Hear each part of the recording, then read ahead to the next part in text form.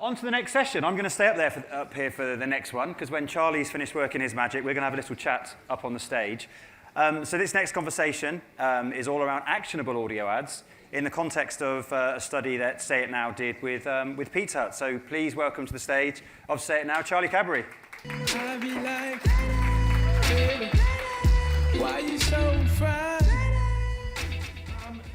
So good afternoon. Hi guys. So I'm Charlie from Say It Now, and it's my great pleasure to welcome Anthony from Pizza Hut. I'm afraid Anthony phoned me up yesterday in Texas. He's been taken down with COVID, and so we all wish him a very speedy recovery. However, the good news is, I knew exactly what he was going to say. So if he was here right now, he'd be saying how excited he's going to be to tell us all about actionable audio ads, what they've been doing with Say It Now. And then he'd introduce the running order for the afternoon. He would say, look, we're going to have a look at the landscape, what's going on with voice, what's going on with smart speakers, what's the behavior we're seeing, what are the opportunities open to all of us. Then we'll run into a case study, and then we deliver some insight. And at this point, he'd say, look, I'm handing over to you, Charlie. So look, I'm Charlie Cadbury, one of the co-founders, the CEO of Say It Now. I've spent my life in emerging technology, and at Say It Now, we're on a mission to make it possible to engage with every single advertising message using your voice. So let's contextualize this. So about every 15 years, the way that we communicate with our digital technology, the computing around us changes. So in the 70s, you had to know how to use the command line to engage with your computing. Then we invented the graphical user interface, and that democratized computing so that we could all just click around and use computers. And then we put them all together, we put all the information together, and that democratized information. And then we put these supercomputers into our pocket, and we could walk around the world using the digital computing and all the information around us. And the big growth of digital, we've seen this. And I've never been more excited than when Alexa launched and the voice journey started. And how's that going? So Siri launched in about 2011. By 2018, there were more than 500 million voice-enabled devices on planet Earth. It's anticipated there's going to be more voice-enabled devices than humans by the end of next year. And this is really exciting. So if we look at the landscape, the footprint right now, we know that 90 million American households have a smart speaker. So it's great to see technology, but what are people actually doing with these? So we know that what people do with their smart speakers is, hey, audio fans, they listen to streaming audio, which is great, and they ask questions. So we took a step back, and we saw, let's look at the audio advertising landscape. And this is from a WARC research report last year. And we all know that people spend about 30% of their media consumption time in audio, which is great. However, it only attracts about 8% of advertising dollars, which is a great shame. And so if you speak to people at Forbes, they're like, look, why is this? And it's because there's kind of a lack of kind of engaging advertising options and attribution. And so we're like, okay, cool. Let's see what we can do to solve and to kind of close that gap. So in 2020, we launched actionable audio ads, all advertising that you can talk to. And we wanted to make it really super simple for people to turn their audio campaigns today into actionable audio campaigns tomorrow. So any audio campaign you're running today can become an actionable audio campaign tomorrow. There's zero difference in the creative you're running or the publishers you're running across or how you're buying and placing this media. The only difference is that when you get to the end of your advertising message, you say, if you'd like to know more about this message, just say these words back to your smart speaker. You then have a delightful back and forward conversation with your voice assistant, and we collect a whole load of in-the-moment data that we can then present back. And within this dashboard, we can then see exactly what media has been, where the creative has been placed, across which publisher, at what time of day, and then we can see when people are engaging with that, when people are communicating back and forward with their smart speaker, and we can use that in-the-moment live data and understanding in order to optimize these campaigns, very much like you optimize any other digital campaign. So you could take my word for it, or we could pass over to our friend Anthony. Can't pass over to Anthony. We wish him well. Hope he gets better soon. But I was giving this talk in the UK a few weeks ago with one of his colleagues, Nicola Keane. She's the head of digital marketing, UK and Europe. And luckily, we recorded a bit of it. So here's a minute from Nicola, please. We have created an ad with Say It Now, and frankly, they've been a lifesaver. And I'm not saying that just because we're partnering with them. I'm here and having this chat with you guys.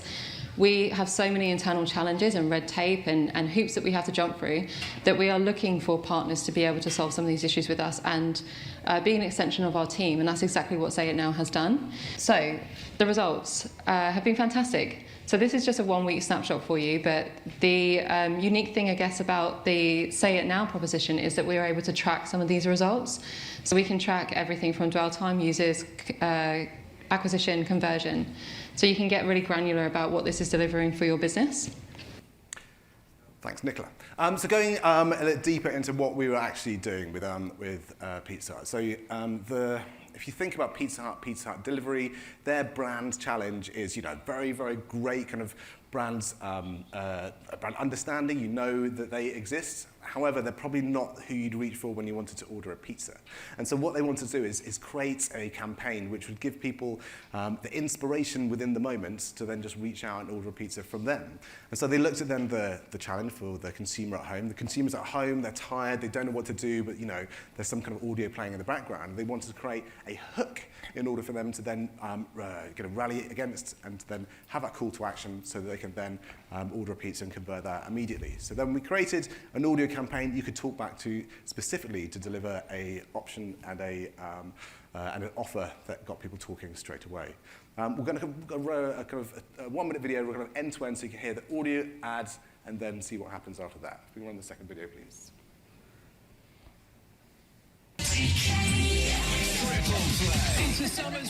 Hypothetically, just quickly, if you were to have pineapple on a pizza, I'm not doing this. No, because you can say this, so I actually don't care about your opinion because I only care about these two. It could go on a pizza, but everything in me is saying no. It can go on a pizza. Oh, stop. 100%. No, stop, guys, stop, because you're making me so hungry now. How does Pizza Hut delivery on game night feel? Like having 10 hotels on Mayfair, defeating the final boss, like scoring a hat-trick in extra time when you're 2-0 down. Say open Pizza Hut delivery on your smart speaker now. Go on then. Alexa, open Pizza Hut delivery. Welcome to Pizza Hut Delivery. We can send you a discount code for 30% off when you spend £30, or you can hear more about how to redeem your discount. Which one would you like? Send discount code. Great. Can I send you a link so you can receive the discount code to your Alexa app now? Yes. Can we get that one? No, absolutely not. No, No, we're not doing it. So there we saw kind of a 30-second standard, 30-second ad spot played that they then engaged with. They then got a link, a coupon sent directly to their phone, and then they continued listening to the radio. We then were able to pull together within our dashboard, the ability to see a great correlation between the number of impressions we were serving and then how that was driving this behavior, and then how ultimately that was driving people to download this coupon and then book and order their next pizza. So it was a very limited campaign, but we can see, how long people were spending within that voice branded experience, how many people we were bringing into this experience, and how many people then went on to order the coupon. What we see in these type of voice experiences, we get this idea of kind of a conversational cadence. The minute you start a conversation, you're very, very likely to continue it to the end, right? So we see a very high conversion of people jumping into a voice experience and then converting. We also get a whole lot of kind of halo effect from this. We've got great kind of industry coverage about the way that Pizza Hut will position themselves as kind of a technology first within this area, and we're now working with KFC, Starbucks, and Domino's. So if we kind of take a step back, we've been doing an awful lot of these campaigns. We want to share a little bit about what we're seeing around the industry. So for people like Pizza Hut, why is this so compelling, right? They've got an existing mandates to have an audio spend, but now they're seeing more efficiency because they can see a way to optimize in real time and make every single one of their ad dollars go further. That can link directly into fast growth for sales, and then obviously they know this is a great medium for brand affinity and great their brand health increases. And then if we look at some other research around the smart speaker industry. So this is from the Smart Audio report last year, where they asked their respondents, if given the opportunity to interact with an ad on smart speakers using your voice, how likely would you be able to do that? And if they're likely to set a reminder, 77% of people were likely to do that. And we saw this with a massive campaign through Tesco's around Christmas, where people are asked to set a reminder and then come back on a weekly basis for special offers. That worked really well. Although to be asked to be sent more information, like in this Pizza Hut example, 70% of respondents say they're willing to do that. So this is behavior that we're seeing in the world right now. Although we've taken on our own first-party data and understanding around this as well. So last year we did a neuro insight research. We got a whole load of people to put these skull caps on their mind, on their head, to see what was happening within people's mind. The hypothesis being is like, if you're listening to an ad that you can then engage with, it's going to fire up different parts of your mind. And then, if you actually have a conversation back and forward, it's going to fire up the memory parts of your mind, because conversations don't work unless you remember where you are, right? So you need to have that, otherwise the conversations fall apart. So we did this with our partners Bauer Media and Xaxis, we're WPP's voice partner.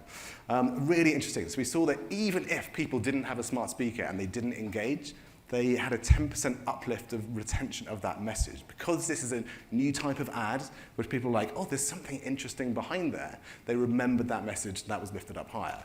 But if they then engaged with this ad and this kind of went into their mind, it became part of their lived experience, then their retention of that message went up 30% afterwards, which is really wonderful to see. And then what we're seeing, because we've got this wonderful virtuous circle that's happening right now. Now, Amazon, I love them dearly, but they don't share a huge amount of data with us. However, in Q4 last year, they publicly stated that they're seeing a 30% year-on-year growth of engagement with the Alexa platform, which is good. That's kind of a place you want to be where people are engaging more and more. We're also seeing smart speaker listening on the up and up. And what that's doing is kind of the brands that we're working with, they're like, oh, we're behind consumer behavior. How do we get in on this? So they're jumping in on this. And we're seeing, so we have a concept of a voice-through rate, which is equivalent to a click-through rate. And we saw that over the course of last year go from 0.1 to 0.2, which is kind of in line with what you'd see from display. And this is kind of chomping round and round. We're seeing this virtuous circle, more advertisers come on, more people are seeing this as the way that people, that they should be running these campaigns. Our kind of war cry, if you're booking a audio campaign in 2023 and it's not actionable, it's a bit like booking a display campaign, you cannot click. We've been doing a whole load of other research with different parts of the industry. We just launched this white paper with the Radio Advertising Bureau. Please feel free to go and download this right now. We've got loads more of this kind of insight. Please feel free to follow me, connect with me, talk to me on LinkedIn. I'm relatively approachable. And I'd now like to have a conversation with you. Let's have a chat. All right. Take a pew. Thanks. Thank you, Charlie. That was excellent, thank you. So we promised you a chat, which this is. We promised you a fireside, which this isn't. It's hot. It's really bright as well. More on you, I think, than me.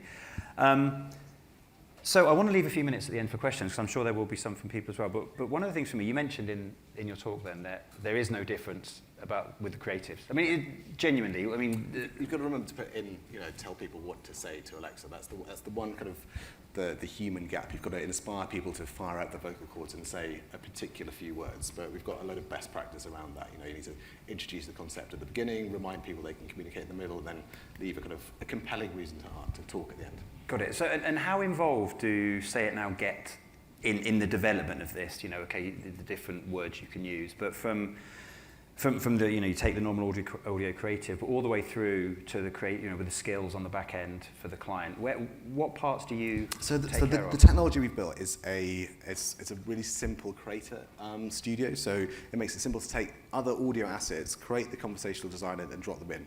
At the moment, we can do that, or we can provide and license that technology to other creators. We're looking for as many partners who are excited about voice to work with as possible.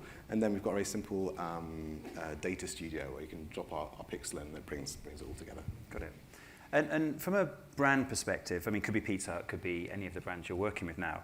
What are the key things that they need to consider when thinking about actionable audio ads? I mean, it's different, but not different in some ways. So what's your advice when Pizza Hut come to you, or you mentioned some other Starbucks, KFC? What are the key things they have to think maybe slightly differently about in this type of... So, because this is a bit new, we've got quite a good understanding about how to sell this through within kind of an organisation. So we want to start with a single audio campaign that's kind of ideally kind of already planned in. Just let's run a percentage of that inventory as an actionable part of that campaign. So let's put a call to action on that, so they can then have an internal view and champion something to point out and go, look, we've tried this out and it works. Yeah. And then they get thirsty for the data, like, actually, this is a whole load of net new data we never had before. It's real time and it's really actionable. Let's get that into kind of more of the campaign. People start with just running their smart speaker inventory this way, but then over time, they put it onto more and more of the plan. Got it. And when talking to brands, I've seen the growth of what you've been doing over the last couple of years. In terms of selling into the brands and agencies, what are the concerns, or what are the key things that you're using to show people? Because there's a huge amount of insight, which we can talk about in a second, but what are the key triggers that you can kind of play on to convince people to come on and try this new way of thinking about an audio? Because when I hear an ad now on a smart speaker that doesn't have the action bit at the end, it annoys me a little bit, because I think there's a missed opportunity. And that makes me cry with happiness. Good. To hear that, because there's been it's a huge education piece, and I've been working specifically only in voice since 2015, and really trying to package this up so it's as simple to implement as. And the hardest thing to get across is actually there's very, very little work. If you've got someone in the studio recording their audio ad, and you're just getting them to put this call to action on the end, and then there's a very short piece of the conversation element that we can get them to record at the same time, drop it in, and then it's one wonderful flow, right? The same auditory flow from what you've heard to then what you're participating in. Got it. And what about the success metrics? Because you put some up on screen. I wrote down here 45.95% conversion. I've been lucky enough to see in your dashboard the amount of metrics is fantastic. What are the key metrics in measuring this type of audio ad? So we optimize for different things. So, for example, we're running with the Lion King, kind of selling tickets for the Lion King show, and actually they had like Pumbaa. You could go and ask him to tell you jokes, and for there they really wanted to optimize for a bit of a brand experience, which is like a similar thing with Herbal and P&G, where they really wanted to keep people in the skill. We've done whiskey tasting experiences. You really want to spend 5 minutes enjoying the whiskey and find out how it was made, and so we can optimize for that. But then Domino's and Starbucks at the moment, they just want to get apps downloaded. So at that point, we're optimizing for that golden path where do you want to find out more about the Starbucks loyalty program, or no, you want to drive people towards that download, and that's working really, really nicely. So depending on the campaign outcome, then you're optimizing for slightly different metrics. Got it. And you touched upon it when you were talking around best practices and things like that, but what works well, what doesn't work well? Particularly also thinking if you can touch upon the sort of different categories that are more effective. Yeah, it's we'd all many of us are marketeers here, marketeers 101, make the offer really super compelling and you'll get more engagement, right? So, free pizzas, way more than 50% off pizzas, so kind of push as far as you can get for that. But also that, human behavior, we want things right now, right? So this is what we find this whole kind of centre phone work really well. People either requesting callbacks to go on a cruise, quite a niche audience, but we won loads of awards as Axis on that last year. Or getting people to even booking hearing tests. We had a really good success with Specsavers on that side of things. Or getting kind of a coupon right now. So kind of, I want to get some kind of engagement onto my phone, or really fulfilling engagement right now. And we saw that in comparison to, we were working with a Unilever client selling bleach, and the idea you could buy some discounted bleach, but it arrived tomorrow, and it just didn't work as well. The concept of bleach tomorrow way less appealing than pizzas today, right? And so bleach today. Bleach today. If we could today. do bleach today, maybe that's what people are into. But it's the kind of play to the human psyche. Got it. And it wouldn't be a conference without thinking for the future. So where is this going from your perspective as Say It Now, but just generally in terms of the idea of a voice-activated type of ad? And I think just coupled to that, if you can as well, is there anything that the smart speaker manufacturers can do to continue to help grow this? So at the moment, we think that Alexa lives in the box in the corner of your living room. It's not, right? So this is embedded within the next car you buy, the next microwave you buy, the next kettle you buy. We'll have a voice assistant in it, and this is playing towards the dream for people like Amazon, Google, who are right, the future is ambient computing. This is going to happen, right? If you look at sci-fi, Iron Man, Tony Stark doesn't get out his app when he's flying his suit around. He's talking to Jarvis, right? This is clearly the easiest way to get things done. Yeah. So this is going to happen. I was talking to Ariana Walker, who's the global evangelist Amazon Smart Vehicles in California last year, and she was basically saying, look, once you choose your assistant in your home, you're going to carry that into your car, right? So the whole idea, at the beginning, our mission is to make it possible to engage with every advertising message using your voice. It's going to be like a hashtag. You can either engage with, you can go to our app, or you can just say these words into the ether and you're engaging with the brand. That's why it's really, really kind of great to hear that there are brands investing in their sonic identity and knowing that this is definitely the way forward. Yeah, no, that makes a huge amount of sense. And I was going to go to questions, but there's one question I wanted to ask you. You've been doing some stuff with connected TV as well recently, and the combination of the two. So how does that work? Yeah, so exactly the same format. You've got exactly the same call to action. It's going to the same skill. So let's continue to use Pizza Hut as an example. It's that, our friends. So once you created the Pizza Hut skill, to get to that, you just say, Alexa, open Pizza Hut delivery. Now, audio is a traffic driver, CTV is a traffic driver, and we can measure which one of these is working best. So, this all plays into the vision of making every advertising message you see able to be engaged with using your voice. Fantastic, thank you. I realise I don't think I've actually said Alexa since we've been talking, and whenever I talk to Charlie on the phone, I never say Alexa, because otherwise my whole house fires up and things start speaking to me. It's great, you're so learning. Alexa now, just take exciting. advantage. We're up on time, but I'm sure we've got a couple of minutes. If anybody got any questions for Charlie, wow, there we go, straight away. All yours. Great meeting you in person, Charlie. Long question. When business and brands talk to you, how do you solve the problem of discoverability and retention on actionable audio ads? And what we saw here is you used an audio campaign. What about other mediums and how businesses trying to figure out how they solve the issue of discoverability and retention? Yeah. So this was always the big problem, right? So, you built a brilliant Alexa skill, but no one uses it. And so this is why it was so important for us when we were launching actionable audio ads to build it in with traffic drivers. So we don't want any campaigns which don't have a media budget associated with them, right? So we just, we've got to have an audio plan or a CTV plan.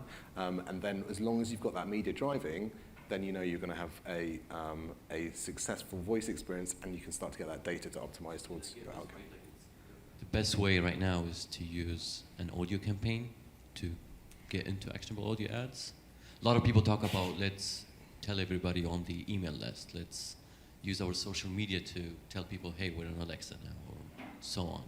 But is audio campaign is the best way forward for now? Because of the gatekeeper, Alexa, and so on. Yeah, it's because that's where people are. Because you can make that audience really tight. So you can say that that people are going to be hearing these ads because they're listening on a smart speaker. And as long as you make the creative, compelling, and exciting to engage with, then you'll get a good return on that. Because of the change in the industry, Google killed the actions. Alexa is still there. As a marketer, we should focus just on Alexa for now? Or is there what we should?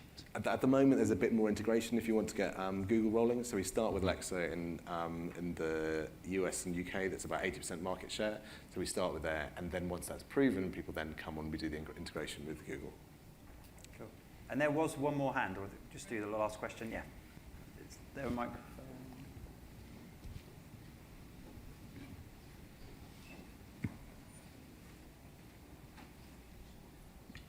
Thank you.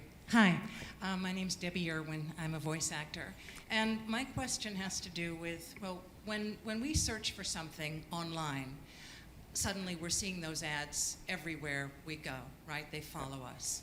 Now, we all know that Alexa and Siri, they're all listening to us all the time. So my question is, when that ad for pizza comes on, is it simply random and, a coincidence that those 4 people are talking about pizza? Or has Alexa heard, oh, they're talking about pizza? Well then, let's give them the pizza ad. So we basically give a destination point, and then we run on standard audio creative, which is then delivered and optimized by any kind of publisher or exchange, right? So it's the publishers and exchanges who are buying your standard audio ad spots, and then they can then choose exactly where to run those. Now we can show which spots are getting more and more engagement, but it's not true to say that Alexa is listening to the behavior that's going on in your living room. There's an 8-second loop that's happening, and they're just listening to the word Alexa, and at that point we open the stream. But all of the ads that if you're happy to listen to ads on whatever kind of commercial radio station or kind of ad-funded streaming service that you've got, these ads will just sit in those exact spots that you've been listening to ads for decades. So it's just those spots, but right now you can get more utility and engagement from them. Thank you. Brilliant. Thank you. I think we're bang on time. Awesome. Excellent work. Thanks very much, Charlie.